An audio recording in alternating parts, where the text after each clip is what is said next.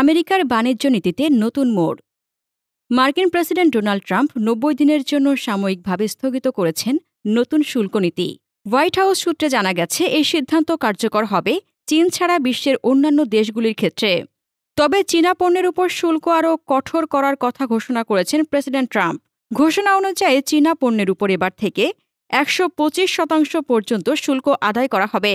ট্রাম্পের মতে এই সিদ্ধান্ত আমেরিকার অভ্যন্তরীণ উৎপাদকে সুরক্ষিত রাখতে সহায়ক হবে। সম্প্রতি পারস্পরিক শুল্ক নীতির কথা তুলে ধরেন ট্রাম্প, যেখানে ইউরোপীয় ইউনিয়ন, ভারত ও ইসরায়েলের মতো মিত্র রাষ্ট্রগুলো অন্তর্ভুক্ত ছিল। যদিও হোয়াইট হাউস জানিয়েছে, বহু দেশই এই শুল্কনীতি নিয়ে আলোচনায় আগ্রহ দেখিয়েছে।